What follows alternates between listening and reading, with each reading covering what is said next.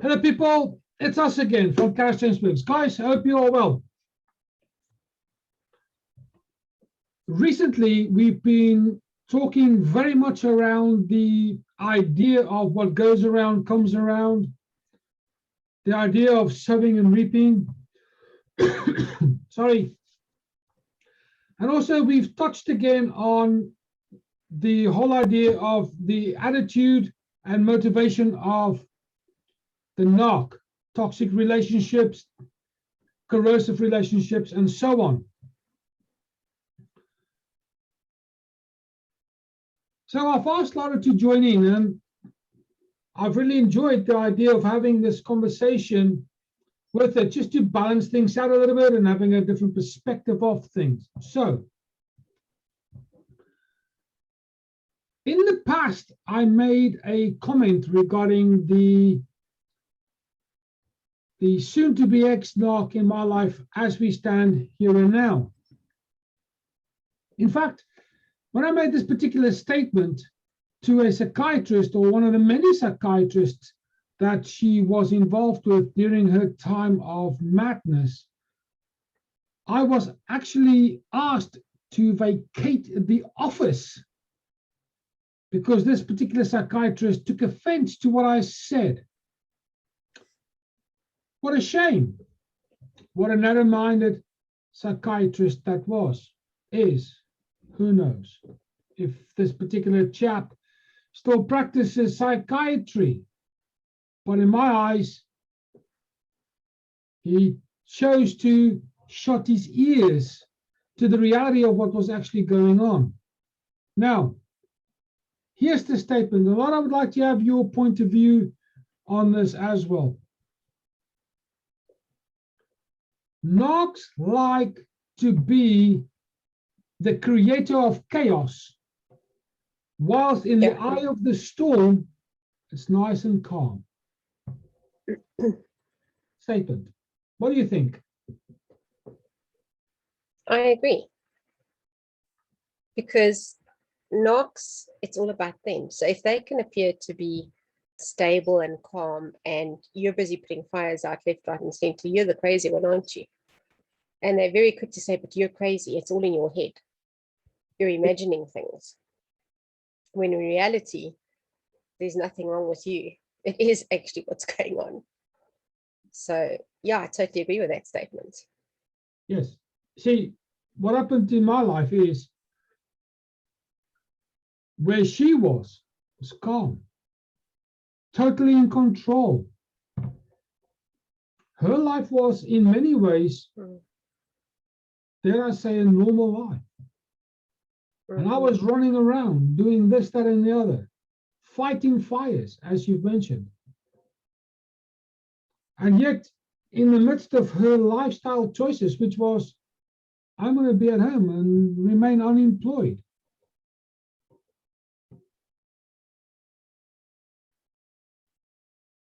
Was the agenda. She was at home, doing whatever she wanted, get up late, did some shopping, came back, did nothing. In the meantime, I'm at work, I'm doing this, sorting that out, running around here, running around there. And you're right, she said to me many a time, it's all in your head. You're pretending to be stressed out. It's not stressful. And words to that effect. When in reality, it was like, I haven't got enough energy. There's not enough time in the day to sort out all these problems. Going to the hospital because of an overdose or a suicide attempt. Being called away from work because of someone having to pull her off a bridge or something like that. Constantly happening. Overdoses here, overdoses there. A line that she used hundreds of times. I'm just quickly going to the shop. Now the shop's only, or at the time was only 5 minutes walk, And if you go in the opposite direction, maybe 10 minutes walk.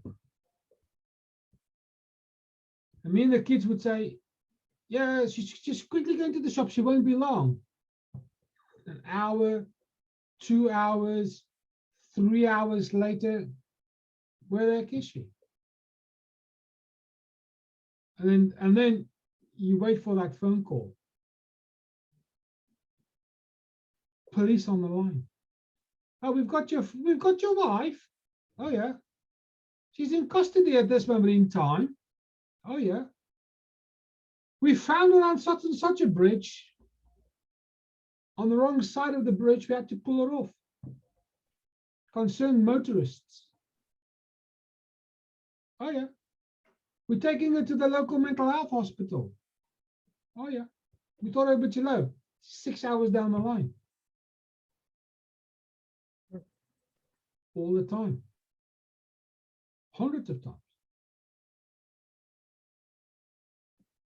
Causing this constant attitude of stress, worry, and panic, being frightened about, geez, if I go to work now, she's in charge of the children. Will they actually get to the nursery? Will they actually get to school? I'm still at work. Will she actually pick them up? Will they actually make it home? Is she going to be taking too much tablets? Will she actually make them food while I'm at work? Will she bath them? These are the things that was in my mind constantly. And then tomorrow it's like, oh, I've got to face this again. Yeah. But here's the thing, it's not just, I don't have to face it again tomorrow.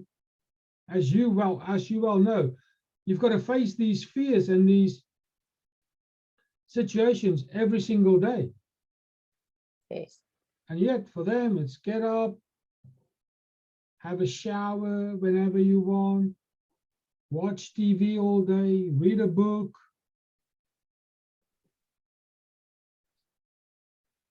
Pick up the kids if I want to. Pick the kids up, come back, and I'm a nervous wreck. You're dealing with problems at work, you're dealing with this, that, and the other, thousands of things going on.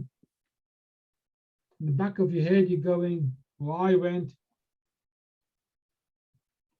Is she okay? Is the kids okay? Are they fed? Is the house still standing? Is she burnt the house down? Whatever the case, all these things constantly going through your head. Yes. Okay, go to this meeting with this particular psychiatrist. Hey, doctor, she's actually an orchestrator of chaos where she's got the calm and everything else is manic. And his line was, that's the door. You're not welcome in my office. Okay, bye. Walked out. So, do you have a story or some experience with this particular thing where your ex-partner was doing stuff to make you run around and be senseless while things were just going okay? I think just trying to function as a person and be in control. I had the opposite thing. I was at home and he would work. And then because of his mental health, he lost his job.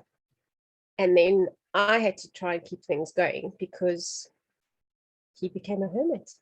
And I had to do everything myself. And also, same thing. No, it's in your head. It's all fine. You'll be okay. It's all fine. And it's like, actually, it's not, you know.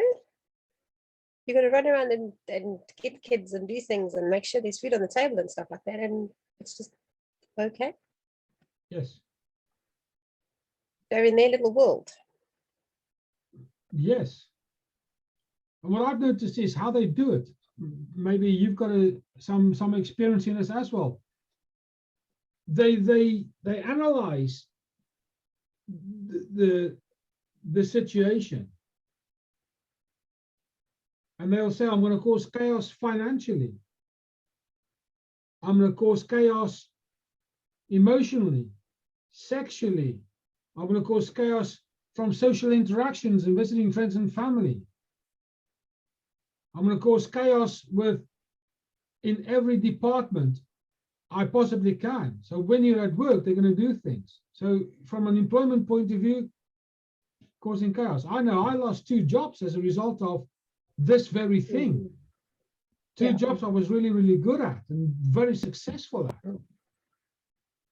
Being so involved with what I was doing at work that the other half of my mind was, I hope things are okay. And I couldn't concentrate on either. And both cases. Yeah. Because of this very thing. So you had the opposite to me, but it's the same. You got to try and cope. Correct.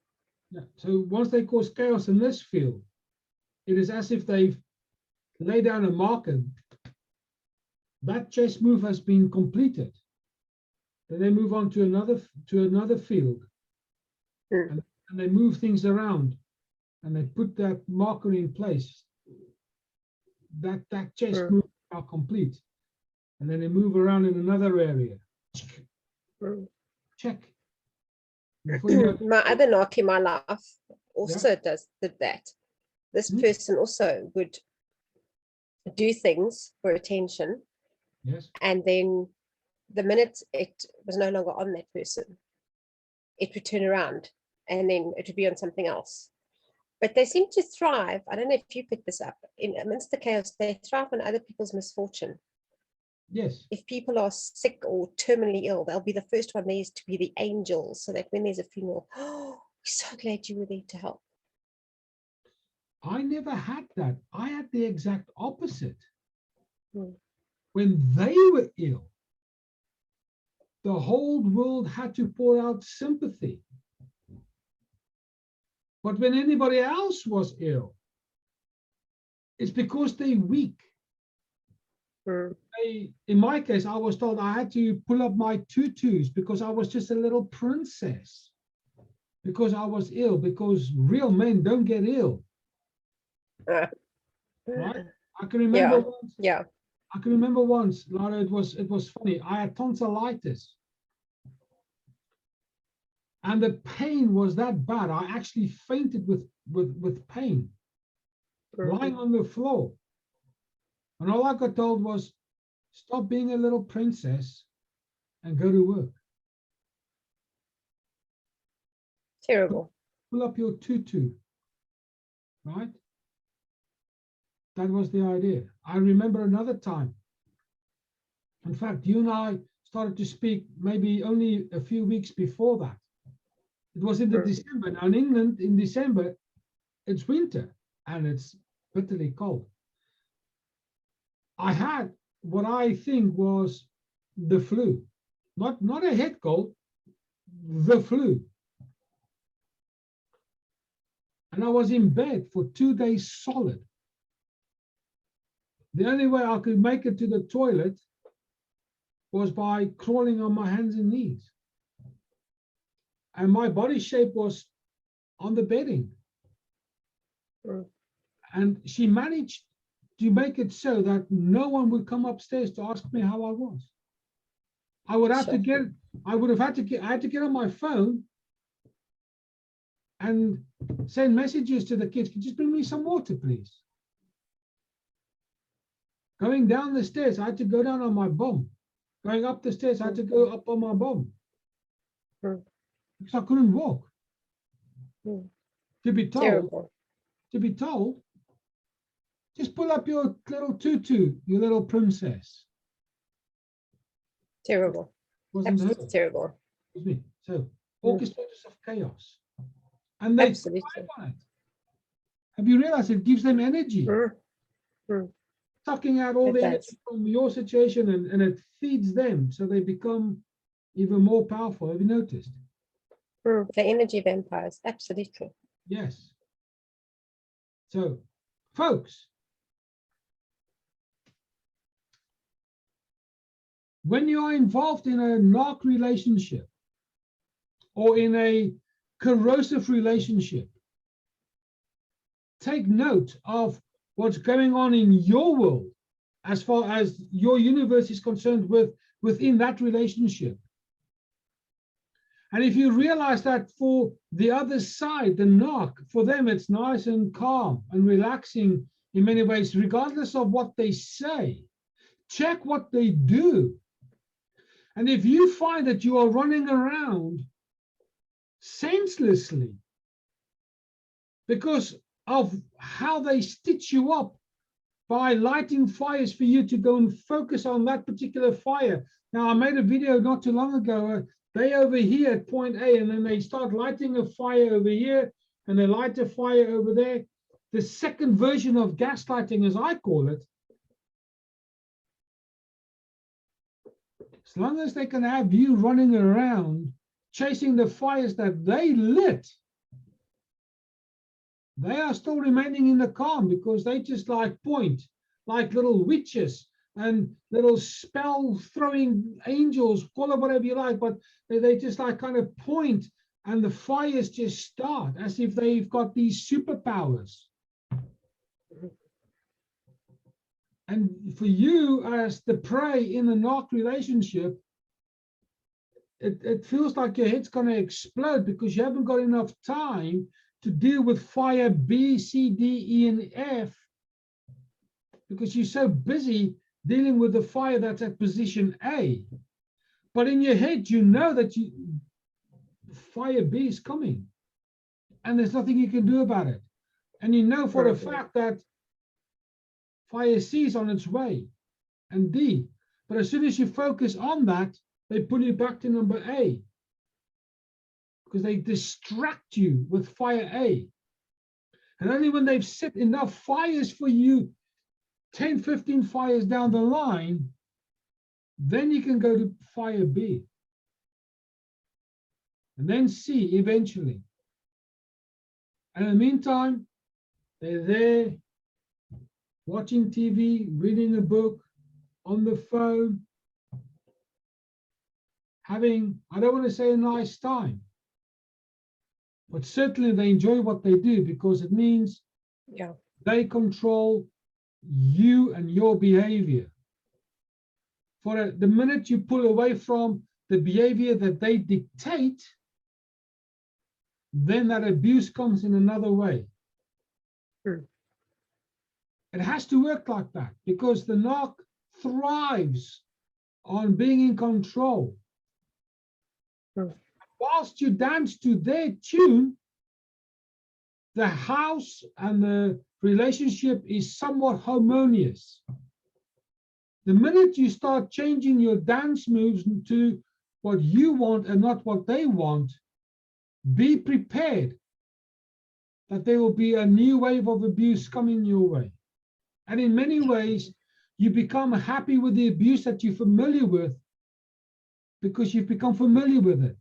You know what to expect, you know when to expect it, but you are powerless. There's nothing you can do. You are bound by it.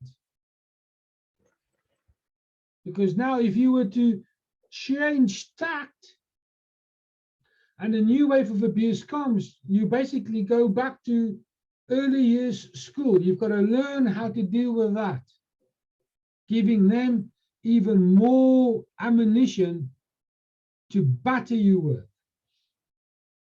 So you are quite happy to receive the same old beating from the same old position with the same old stick for the same old reason, because you're familiar with that kind of behavior, that kind of abuse.